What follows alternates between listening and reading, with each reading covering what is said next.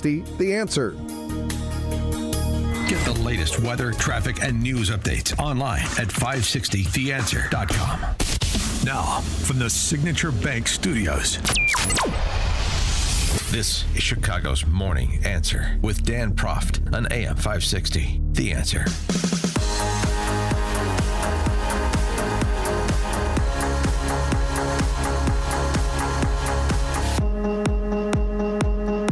Top of the morning, Dan Proft here.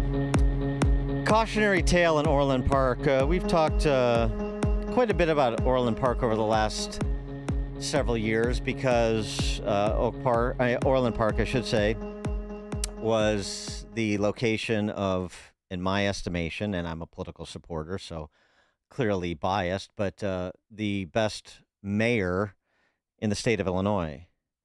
That was Keith Pekau, who served 2 terms as mayor of Orland Park and won a surprise victory some 9 years ago, taking out an incumbent mayor who had been there for 25 years, who was turning Orland Park into his personal playground and enriching himself, attempting to enrich himself in the process at the municipal level, like we see happen at the state or federal level so often. You know, the $150,000, $200,000 salaries for a part-time job as mayor, where you have a professional village manager and staff and so forth. Those sorts of things. Make it your little fiefdom, like you're a Chicago alderman or something. And Orland Park is sort of, Orland and Tinley are sort of the 2 last bastions of center-right thinking in the south and southwest suburbs. But, you know, there are a lot of folks in the Republican Party in this state who are kleptocrats, behave just like the Democrats do, and are happy to, you know, change their stripes and change their political positions in order to gain access to the machinery of local power so as to assist themselves and their friends. And this was what Keith Pekau was fighting against and was successfully fighting against for 8 years. And, you know, one of the things that you'll remember about Pekau, if you pay attention to this program, is he did probably the best job, certainly the best job of any mayor in Illinois during COVID, maybe in the country, in terms of his briefings to the public on COVID, what the competing state and federal policies were throughout that whole saga, what was being done at the municipal level that could be done at the municipal level and the basis for it, briefings, charts, graphs, what we know about the science and data, whether it was on the actual virus or ultimately on the vaccines and so forth. He is one of those guys who's an explainer in chief, right? He tells you what he wants to do, why he wants to do it, then how he's going to go about it, and then reports back. What a concept. Well, as we talked about in the spring, he lost his election to Jim Dodge, a longtime village trustee there, who once upon a time ran for state comptroller under the Republican ticket, lost in the primary. Jim Dodge, and a lot of it was sort of an ancillary issue, one would think, which is this fight that Keith Pekau got in with a particularly obstreperous segment of the Muslim community in the southwest suburbs. And it seemed like that probably was the difference maker in terms of Pekau losing a close election rather than winning close elections as he has the last 2 times. And frankly, the fact that there were close elections, particularly a second go around in a district that, in a municipality that went 60-40 for Trump, just speaks to another problem we have, which is Trump voters only coming out for Trump and not paying attention to what's going on in their backyard. And that's a problem actually for the electorate generally, but particularly in communities where you have that sort of advantage of sensible, sort of solution-oriented people that participate in federal elections, or at least that participate when Trump is on the ballot in a federal election, but then sort of take a powder when it comes to state and local. And then you wonder why state and local goes haywire. And that's what seems to be happening already in Orland Park, the going haywire piece of it. For more on this, we're pleased to be joined by the former mayor of Orland Park, Keith Pekau. Keith, thanks for being with us. Thanks for having me again, Dan. So, I mean, the reason I wanted you on the show is not just to, get into the minutia of local politics at Orland Park, but to sort of talk about cautionary tales. You have a municipality that's doing well in a tough circumstance, given the policy making over the top at the state level, and for all the wrong reasons, the community makes a change. And, now you could see the southwest suburbs go the same way as the south suburbs went. I mean, that is something that is very possible. And perhaps many Orland Park residents are not far-sighted enough to appreciate that danger. Yeah, within 8 weeks, they added $1.5 million a year in patronage jobs and patronage contracts. And if you extrapolate that out, you either have to get rid of capital programs or you have to borrow for it. And if you extrapolate $1.5 million out at a 3% growth rate over 20 years, that's $40 million in debt and $20 million in interest, $60 million. It's real money that they did in 8 weeks. And Dodge is now out amongst the media saying that I left this with $250 million of debt, except the audit shows we have $90 million of debt. So he's signaling what he's going to do. He's going to bury us in debt. And mind you, as a trustee, he went from $13 million in debt to $110 in his time as a trustee. It's gone from $110 to $90 under me. And now he's already signaling, well, it was 3 weeks ago, it was $200 million. I think yesterday on WGN or the other day on WGN, it was $250 million. So it keeps going up. Just making that's what the Orland Park people have to look forward to. And it was undone. That's the sad part. In 8 weeks, this was undone. So he's sort of making up numbers so that when he increases the debt through things like patronage hiring and whatever else he has planned, he can say, well, this is all stuff I inherited. That's exactly what he's doing. Exactly what he's doing. And it makes me more cynical maybe than what I even was when I see in 8 weeks how fast it was undone. Well, and then this sort of curious development, you're sort of getting the Trump classified documents treatment here from the archivist before an FBI or maybe an Orland Park police raid. You've got cease and desist letters from village attorneys, clearly at the behest of Dodge, the mayor, saying that you're essentially not allowed to talk about Orland Park business, and any documents you have in your possession, you're to return, and so on and so forth. And I got one of the cease and desist letters. I got this from you, and it has attachments that are your writings, emails you send out, that are supposedly evidence of this wrongdoing you're engaged in. And all it really seems to me is you commenting on the policy decisions that are being made from a position of experience, having served as mayor for 8 years. But it doesn't seem to me like there's anything here that is violative of attorney-client privilege or any other right that the village has against you commenting on public policy just like any other resident. Yeah, I commented on public policy. I know more than anyone else does about what's going on, so I correct the record when they're lying about the record. And the other thing I've told them to do, which they seem to be very, very upset about, is I've told people to FOIA specific records. I didn't put any records out. I just said these records exist, and go FOIA them. They are really upset about that. So the question you have to ask yourself is, what are they afraid of? What don't they want the public to know? And they're not to know. And I'm sorry. Know about their behavior. Well, just like a baseline question, the documents you're suggesting they FOIA, they exist, but also that they are FOIAble. In other words, they would have to be disclosed under FOIA law, Freedom of Information Act. And so, right, I mean, this if that's indeed the case, then not only what are they afraid of, what is their level of commitment to transparency and being, honest in a fulsome way with their constituents? For sure. They hired back a village manager, and they gave a large patronage contract to a communications director that were they're both no longer employed with the village. They've had numerous instances of where they had warnings, they were on performance improvement plans, et cetera. All of that stuff, any discipline is foiable, as are the documents that cause that to happen. And those reports also, trustees have mentioned them on the board floor. As you know, anything that's mentioned on the board floor becomes immediately foiable, even if it's attorney-client privileged information. As soon as it's mentioned on the board floor, it's foiable. So all of these things are foible.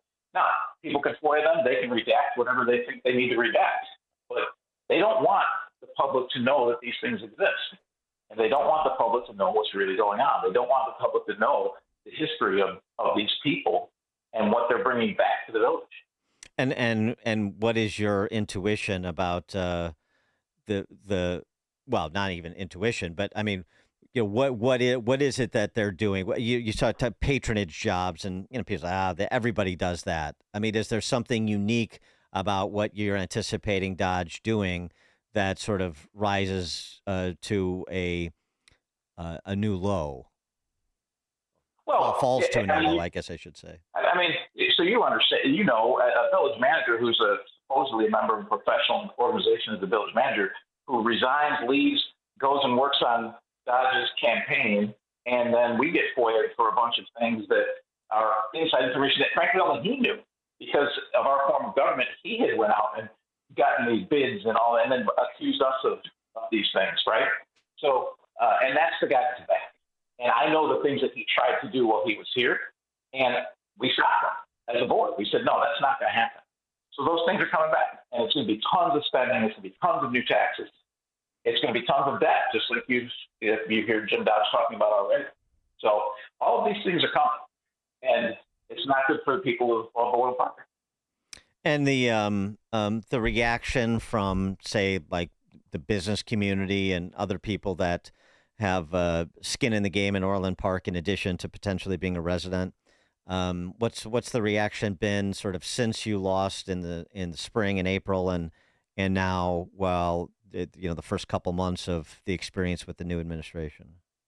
I think the people I talk to, of course, most of them are people who support me, so they're very upset.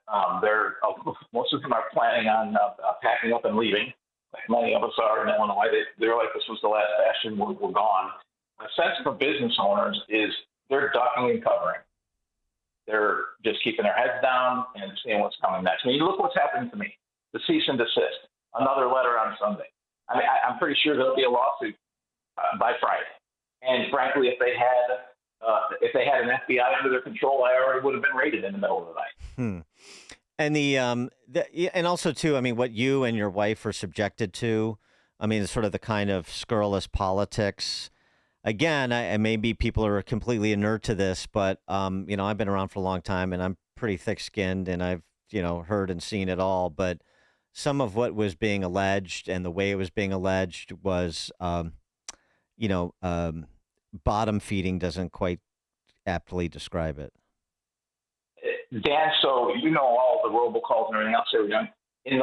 Just last week, where my wife teaches, there were robocalls being sent to her parents, and now she teaches in a school that's over 50% Arabic, and said that she's racist and don't let your kids be in a classroom with her. That's the type of stuff. And now I lost months ago, and they're still doing that to my wife. Saying the robocalls to parents of kids in her school saying that she's racist against Muslim kids and she won't allow them in her class. That's what they're saying. No, that they should contact the school to not allow them in the class. Do not allow. Oh, I see. I see. Right, that puts her at risk. Yeah, and it's unacceptable. And these calls have been going on for 6 months or 8 months.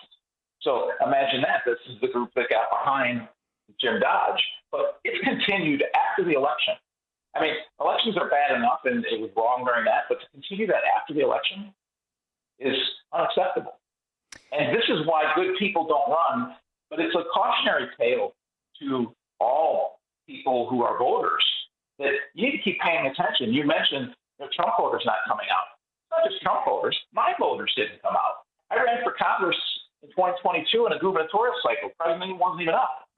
2/3 of Orland Park was in my district. 1/3 wasn't. In that 2/3, I received 15,000 votes. Yet for mayor, all three times, 7,000 votes. Right. People aren't showing up to vote. Right. And this is how, you allow a thugocracy to take hold. It doesn't just happen in Dalton. Just to reset the table, the segment of the Muslim population in and around Orland that came after you, what was the genesis of that? I just recall a meeting, a village board meeting that got contentious, and it was basically, you can have your right to say whatever you want, but you have to, abide the rules. We're not going to have yelling and so on and so forth. Come to the microphone. You got your 3 minutes, that sort of thing. But what's the subtext of all that? So the subtext is they demanded that we call for a ceasefire. As we have learned, this was all a setup to try and set up Dodge for his run for mayor.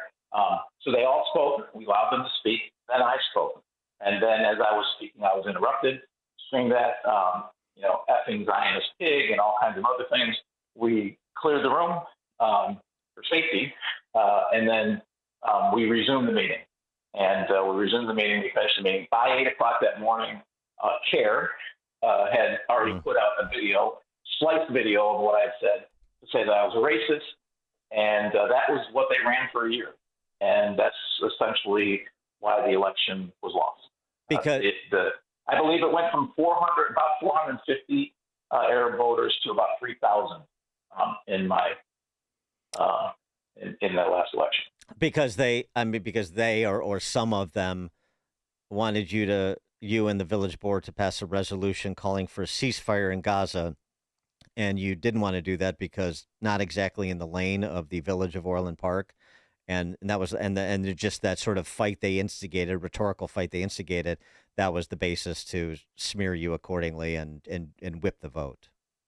That was the basis, but that wasn't the reason, because they haven't asked us for a ceasefire. It was all about getting someone they could control into the mayor's office. Mm-hmm. And that was not going to happen. And Dan, you've known me for 8 years, so one thing no one's going to do is control me. Mm-hmm. I'm going to do what I think is right. And, sometimes even that right goes against what you and I deep-seated beliefs, right? Mm-hmm. Having to increase a tax because we just have no other way out other than not provide services that the people expect because of what was left behind, the $110 million of debt, right, that was left for us. So that was, those types of things, we just did the right thing and we explained to people why we were doing it. It's interesting. I mean, what's your future in Orland Park? Like others, I'm not long for Orland Park. All my kids are out of state. My grandkids are out of state. I think as far as relatives left in the state of Illinois, I have an aunt, and I have a couple of cousins who are much younger than me. I think that's about all that I have left. And I have a lot of friends left, and my business has been my operating business was sold in 2019, so I don't have that time in here, and my other business can go anywhere. So that's for me. Illinois is a lost cause. I don't see it ever recovering until it crashes and hits bottom. But I mean, it's interesting that you're 1 foot out the door, but you're still engaged in this back and forth because you've taken the attitude that, well, I'm going to at least continue to fight while I'm still here, because why not? Well, I know more about what's going on than anyone does, obviously, as mayor for 8 years. And I think I would do a disservice to the people who elected me to not keep them informed, at least stay engaged in the fight, at least keep trying. But, don't expect me, and I've heard the run for this, run for that, right? Don't expect that to happen. I was here for 8 years. There was an opportunity I was staying for 4 more, frankly, because we were in a position we could have left Illinois, in a year from now. I didn't have to run again, right? Yeah. I did because I felt obligated to continue to do what I had promised I would do. And at this point, I feel like with the information that I have, with the knowledge that I have, I owe it to the public to keep them informed. And I pray that somebody else picks up the baton and fights. Because if they don't, they're going to get run over. And you weren't that far off. It's going to look like Dalton. Yeah, it's one of those things. I don't know why it is that no good deed goes unpunished in Illinois politics, and just over and over again, these rapacious tax eaters and identitarian thugs and Republican turncoats, work together, frankly, to fleece people, and yet it seems to be largely without consequence, at least permanent consequence. I was reading. It's funny because I was reading this piece about Mike Dugan, the mayor of Detroit, who improbably back in 2013, after Detroit went through, it was the largest municipal failure in terms of bankruptcy in U.S. history. Mike Dugan comes in, first white dude elected mayor of Detroit in 40 years, wins as a write-in candidate with a predominantly black population. He's a Democrat, but sort of titularly. Now he's running for governor of Michigan as an independent. And, he was recently named by Governing Magazine America's Most Effective City. He has turned Detroit around over the last 8 years. Now, it's still got a long way to go, but in terms of quality of life metrics, that city is, rising from the ashes of what it was a decade ago. And so the point is to say that local leadership matters. We see it in Chicago in reverse, and Brandon Johnson and Lori Lightfoot before him, and frankly, Rahm Emanuel before him, and frankly, Daley before him. And it can happen, in one of these leafy communities that you think is far away from all the problems of urban America, like you see in the Southland. To think that can happen when you choose kleptocrats over, honest, policy-oriented solutionists, to think it can't happen in your community, you're wrong. You're wrong. And I don't know why, Detroit can figure it out and places like Orland Park can't. I don't know. But Keith Pekau, we appreciate it. Thank you very much for having me, Dan. I appreciate it. Keith Pekau, former mayor of Orland Park, joined us on the Turnkey.pro answer line. Hear about the big stories of the day, then talk about them right here on Chicago's Morning Answer on AM 560. The Answer. People ask us all the time, when's the best time to replace an old air conditioner? Simple. Before it breaks.